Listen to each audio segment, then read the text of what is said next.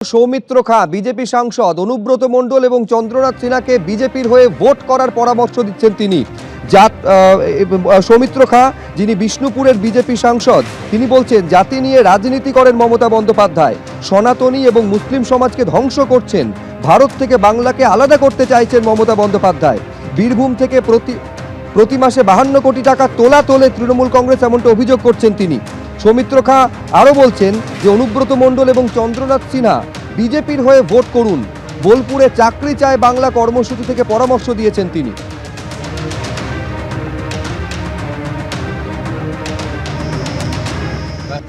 বীরভূমে ভারতীয় জনতা পার্টি আমরা 11 মতো নোটা সিট জিতবো, এটা আমাদের টার্গেট, এটা আমাদের ভিশন, এটা আমাদের জিতবই। কাজল সাকি থাকুক। আর অনুব্রতকে বলবো, জীবনে অনেক পাপ করেছেন দাদা, তৃণমূলের জীবনে অনেক পাপ করেছেন, দয়া করে এইবার সনাতনী ধরে কাজ করুন। একটা কথা আছে, যার শেষ ভালো তার সব ভালো।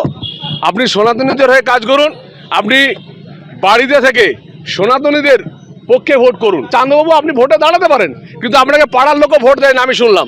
আপনি নিজে আক্ষেপ করেছেন। আপনাকেও বলবো, আপনাকে যদি মমতা ব্যানার্জি টিকিট দেয়, তা সত্ত্বেও আপনি বিজেপির হয়ে ভোট করুন, কারণ আপনাকে অস্তিত্ব রাখতে হলে, এখানে ঘর বাড়ি রাখতে হলে আপনাকে বিজেপির হয়ে বাঁচতে হবে। ছাগলে কি না খায়, পাগলে কি না বলে। তাদের আশীর্বাদ তো বৃথা যদি বিজেপিতে যেতাম তাহলে কি জেল খাটতাম? এই অনুষ্ঠান তাহলে জেল খাটতাম না। মাথা খারাপ হলে যা হয়, যে আশা নিয়ে গীতাঞ্জলি অনুষ্ঠান 235 থেকে 230 পাগল ছাগল অনেক কিছুই বলতে হবে। এখানকার যে বিজেপির যে রাজ্য প্রেসিডেন্ট কিছু বলেছে কি, একটা পাগল কিছু বলে দিলে হয়ে যাবে? তো কেসটা দিয়ে দিয়েছে এবং সেটা উত্তর দেওয়ার কিছু নেই। কেউ যদি কিছু বলে তার উত্তর দেওয়ার ঠিক নয়, তাকে জবাব দেওয়ার সঠিক সময় জবাব দেওয়া। সৌমিত্র খাঁ এখানেই থেমে থাকেননি, তিনি মমতা বন্দ্যোপাধ্যায়ের বিরুদ্ধে জাতি নিয়ে রাজনীতি করার অভিযোগও করছেন। তিনি বলছেন সনাতনী থেকে মুসলিম সম্প্রদায়কে ধ্বংস করেছেন তিনি। পাশাপাশি তৃণমূল কংগ্রেসের বিরুদ্ধে তোলাবাজির অভিযোগ করেছেন সৌমিত্র খাঁ। এই বীরভূম জেলা থেকে প্রতি মাসে 52 কোটি টাকা তোলে তৃণমূল কংগ্রেস বলে অভিযোগ বিজেপি সাংসদের।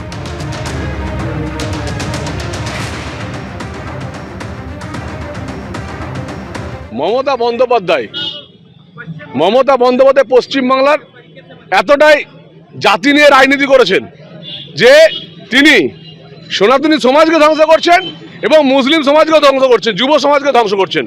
উনি ভারত থেকে আলাদা করতে চাইছেন, উনি তো পশ্চিমবাংলাকে আলাদা করতেই চাইছেন। ওনার তো ইচ্ছা হচ্ছে প্রধানমন্ত্রী হবার। তার ভাইপো হঠাৎ করে ভাষণ দিয়েছে প্রধানমন্ত্রী হবার, আর ভাইপো এই বীরভূম থেকে প্রতি মাসে 52 কোটি টাকা তুলে নিয়ে যায়। 52 কোটি টাকা, 52 crores এখান থেকে তোলাবাজি। না, এই যে সৌমিত্র খাঁ এই কথাটা বলেছেন, ওনার বিরুদ্ধে তো ডিফেমেশন কেস হবে। অভিষেক বন্দ্যোপাধ্যায় যদি মনে করেন, অভিষেক বন্দ্যোপাধ্যায় কেন, আমরা দলীয় সমর্থকরাই তার বিরুদ্ধে করতে পারি। এই যে উনি বলছেন এত কোটি টাকা তোলেন, এর কি প্রমাণ আছে ওনার? উনি প্রমাণ দিতে পারবেন? প্রথম কথা, উনি যে দলের নেতার নেতৃত্বে দল করেন তাকেই বরং ক্যামেরায় টাকা নিতে দেখা গেছে। 2 নম্বর বক্তব্য হচ্ছে পশ্চিমবঙ্গকে বাংলাদেশ করতে চাইছে, এটা কে বলছে? সৌমিত্র খাঁ বলছেন। আচ্ছা, পশ্চিমবঙ্গকে বাংলাদেশ করে দেওয়া যায়? ভারতবর্ষের সরকার কি করছে? পশ্চিমবঙ্গে মমতা বন্দ্যোপাধ্যায় সরকার 14 বছর আছে, পশ্চিমবঙ্গ বাংলাদেশ হয়ে গেছে? বরং পশ্চিমবঙ্গের যে ভূমির অংশ, ভারতবর্ষের যে ভূমির অংশ, ভারতের লস করে সেই ভূমি ছিটমহল চুক্তির বিনিময়ে বাংলাদেশের হাতে তুলে দিয়েছেন নরেন্দ্র মোদী। তাতে 70% জমি ভারতের গেছে, কিন্তু ভারত পেয়েছে তার বিনিময়ে 30%। তাহলে ভারতবর্ষের জমিকে আসলে বাংলাদেশ কাজ করেছে, এই নরেন্দ্র মোদী করেছেন, এই ভারত সরকার করেছেন। সৌমিত্র খাঁ এসব বলে 19 কাটিয়েছেন, লাভ হয়নি। 21 কাটিয়েছেন, লাভ হয়নি। 24-এও লাভ হয়নি। 26-এ একই ক্যাসেট বাজাচ্ছেন, লাভ হবে না।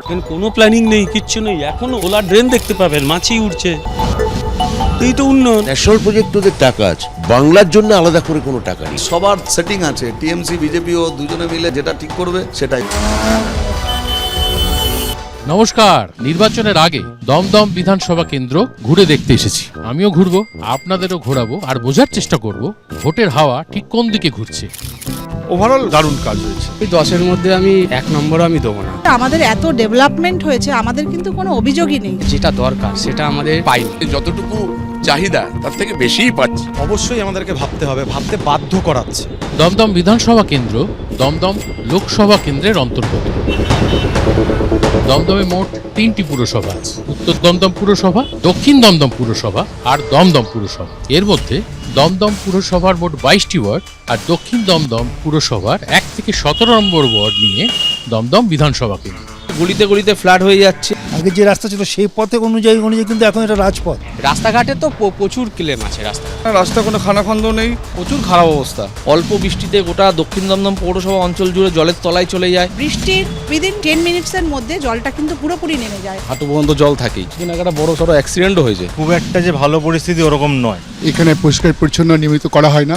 নিকাশি ক্ষেত্রে তো এখনো জল জমে না এখানে। বর্ষাকালে আগে বন্যা হতো। গোটা সিস্টেমটা দাঁড়িয়ে আছে দুর্নীতির ওপরে, গোটা দলটা দাঁড়িয়ে আছে দুর্নীতির ওপরে। রাস্তা দু একটা জায়গায় খারাপ আছে, কোনো সন্দেহ নেই, কিন্তু তার টাকা এসে গেছে, পথশ্রী কাজ শুরু হয়ে গেছে। আমরা বহুবার অভিযোগ জানিয়েছি, কাউন্সিলর থেকে শুরু করে বিধায়ক, এমপি সবাইকে জানানো হয়েছে। বিগত 15 বছর ধরে সেই কোনো সুরাহা আমরা আজ পর্যন্ত পাইনি। প্রাপ্তবাবু শিক্ষামন্ত্রী তো, ওনার এই কনস্টিটুয়েন্সির মধ্যে এরকম অজস্র উদাহরণ আছে, প্রায় দুর্নীতির চূড়াতে বসে আছেন উনি। দুর্নীতি একটা রাজনৈতিক শব্দ। বিজেপিতে থাকলে যতক্ষণ বিরোধী দলে আছে সে দুর্নীতিগ্রস্ত। যে মুহূর্তে জামা পাল্টে বা জার্সি পাল্টে সে বিজেপিতে চলে যাচ্ছে, সে মুহূর্তে সাধু হয়ে যাচ্ছে।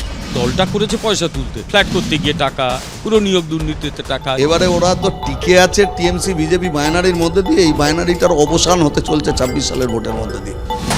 দমদম বিধানসভা কেন্দ্রের নির্বাচনী ইতিহাস বলছে 1951 সালে অর্থাৎ প্রথম নির্বাচনে দমদম বিধানসভা কেন্দ্রে জয়ী হয়েছিলেন জাতীয় কংগ্রেস প্রার্থী কানাইলাল দাস।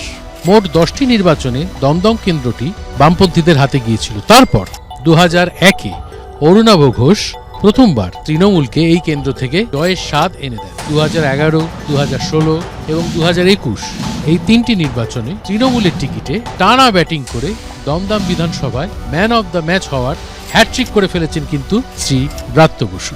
এখানে জল নিয়ে একটা প্রত্যেকবারই একটা সমস্যার কথা শুনি, আবার জলের সমস্যা সেটা সমাধানও করা হয়। এত ডেভেলপমেন্ট, সেই ডেভেলপমেন্টের জন্য আমার কোনো অভিযোগ নেই। এখানে জলাজমির ভরাট করে কোনো বিল্ডিং হয়েছে বলে আমি আমার এই 60 বছর বয়সে দেখিনি। একটার সাথে একটা বাড়ির সাথে একটা বাড়ি লাগোয়া, মাঝখানে জায়গা ছান নেই, অগ্নি নিরাপকের সেরকম কোনো ভালো ব্যবস্থা নেই। যদি কোনো সমস্যা হয় সেই সমস্যাগুলো থেকে মানুষ যাতে বেরিয়ে আসতে পারে তার কোনো বিকল্প ব্যবস্থাই নেই। এখানে বেআইনি নির্মাণে হাইকোর্ট অর্ডার করেছিল একটা বিল্ডিং ভেঙে দিতে হবে, ডিমোলিশন অর্ডার কোর্ট করছে। এরা মিউনিসিপ্যালিটি বসে বোর্ড মিটিংয়ে ঠিক করছে ওর কার্নিস ভেঙে দিলেই হবে, কিন্তু কোর্ট তো ডিমোলিশনের অর্ডার বলেছে। একটা ফ্ল্যাটে যদি আগুন লাগে থাকবে এই অঞ্চলগুলো, কিচ্ছু থাকবে না। জলজীবী বোঝানোর চেষ্টা মাঝে মাঝে হয়, পুলিশ প্রশাসন সতর্ক থাকে, আমরা সতর্ক থাকি, আমাদের স্থানীয় নেতৃত্ব সতর্ক থাকে, সেটা বন্ধ করাও হয়। গোটা পশ্চিমবাংলার মতো দমদম অতলে তলিয়ে গেছে। সরকারি বিদ্যালয়গুলো যেগুলো অলরেডি বন্ধ হয়ে গেছে, আর অনেক আছে যেগুলো অলরেডি বন্ধ হওয়ার দিকে দৌড়াচ্ছে। প্রাপ্তবাবুরা সব শিক্ষা শেষ করে দিলেন, সরকারি শিক্ষা। মতিঝিল কমার্স কলেজ ব্যাংককে ভাড়া দিয়ে দিচ্ছে,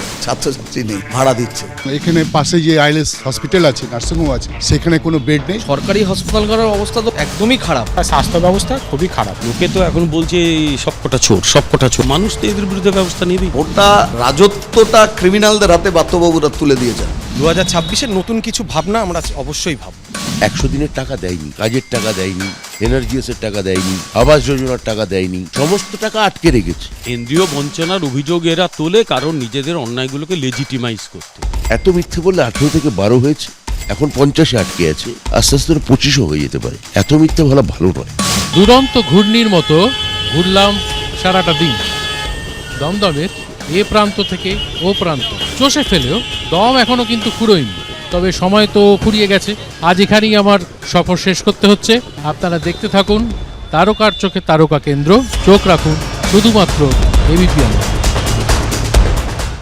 এবিপি আনন্দ, এগিয়ে থাকে, এগিয়ে রাখে।